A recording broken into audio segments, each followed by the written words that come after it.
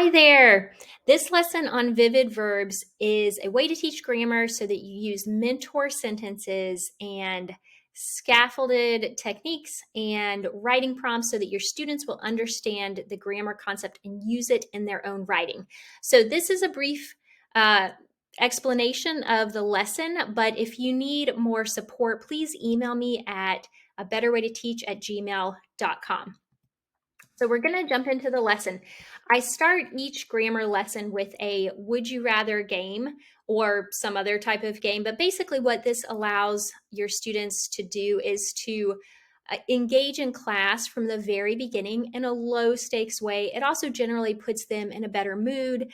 They can kind of laugh and joke a little bit. And when they're in that place, they're going to be more likely to learn. They're going to be more receptive to learning. So even if it seems a little silly, it's worth spending a few minutes on the would you rather questions. Ask your entire group of students or have them respond to a partner or ask volunteers. It doesn't really matter how you do it, but try to engage them with those would you rather questions at the beginning of class. So you have two questions here, and then in the next slide, it shows that these questions do showcase action verbs, and you will be talking about action verbs, linking verbs, and vivid verbs in the rest of the lesson. So that kind of ties into, it's a segue into the lesson.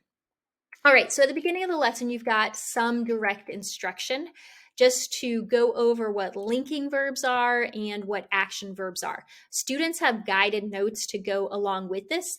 And so they don't need to write this down word for word. Some of it is already on their notes, but some of the examples they should write down so that they do have it all there.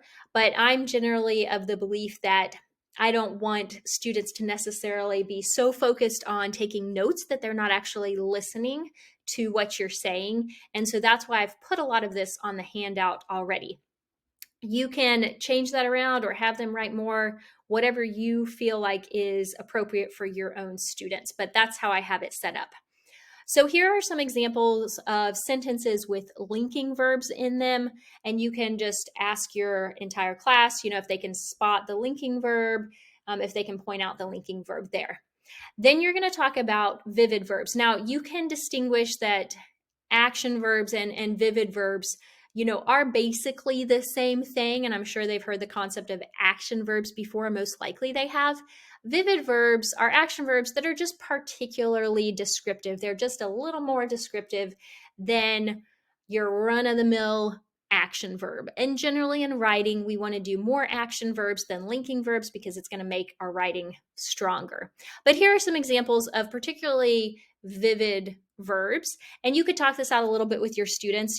How barge is more vivid than enter or something like that. You can talk through a few of these. Waddle is more vivid or more specific than just walk, and see if students can pick up on that or even give you some examples of other words that might be vivid verbs.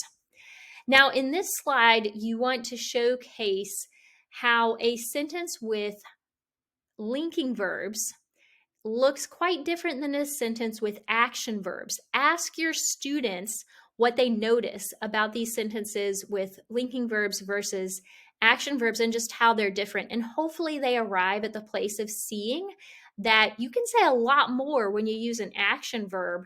It expresses things more fully. It's more complex, it's more engaging, it's just more interesting. But see what they come up with.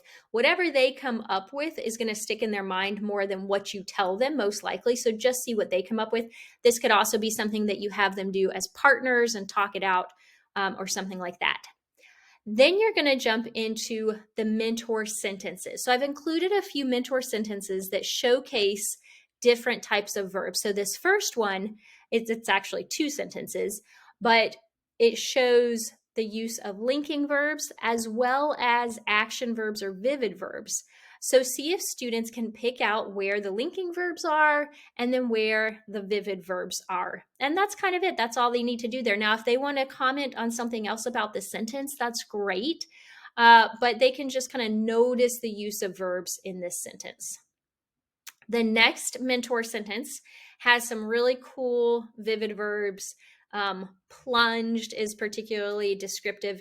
So see if they can notice what verbs are there. And in the teacher notes, I have at the bottom of the slideshow all the answers to all these questions that you'll walk them through here. So if you're not sure, just check out the teacher notes there. If you convert this slideshow into a PowerPoint slideshow, then you can print off all those teacher notes very easily. Or if you would like a PowerPoint version of this, just email me and I can send you one.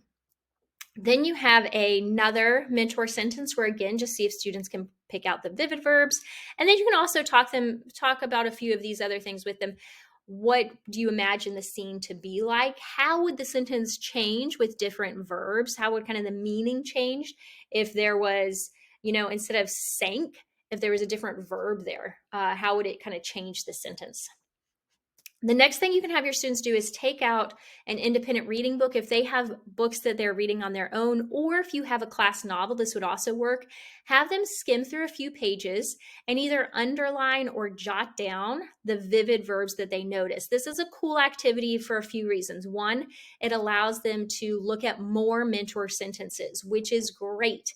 The second thing it allows them to do is see more verbs.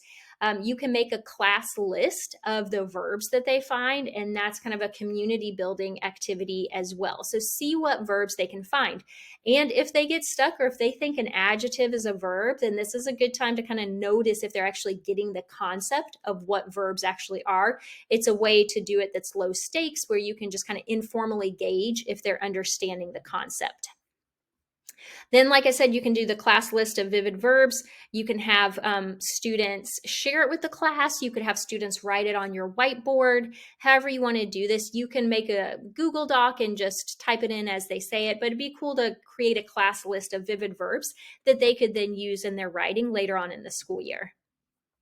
The next part of the lesson is really important because this is going to be the bridge between going from the mentor sentences to their own writing.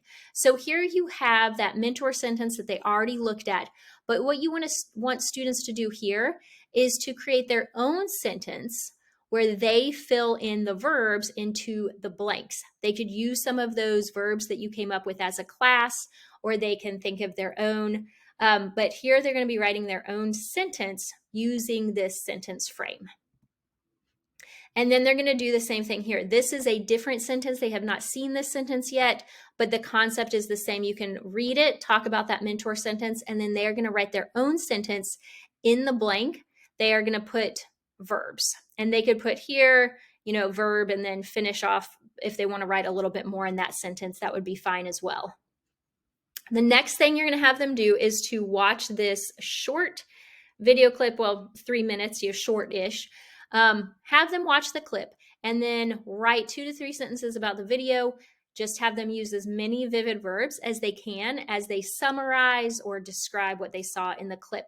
Now, you can change this clip out if you don't like it. You could put another short video in there. I give you some suggestions on the teacher notes at the bottom of videos you could change it out for if you want to. I think it's a very engaging clip. Your students are going to definitely watch it. It's a little disturbing at the end, but a lot of times high school students like a little disturbing, but feel free to change it if you want to. Definitely preview, take the 3 minutes to preview it to make sure it's appropriate for your students. The very last thing you're doing is evaluating and sharing. Have your students look over all the sentences they wrote that class period and highlight 1 or 2 of their best sentences. This is a critical part of the lesson because this helps your students see that they are writers. And that is really important. And you want to just be building that identity that they are writers, that they are capable, that their writing can improve, and that this is not something that is beyond their reach. And so evaluating and sharing what they've done really affirms that identity that they are writers, or they are becoming better and better writers. And it's also really valuable to have a quick win at the end of class, because that kind of dopamine hit allows them to continue writing and pursuing this journey of becoming better writers. If you have any questions about this lesson or other grammar lessons, please email me at abetterwaytoteach@gmail.com. Thank you so much.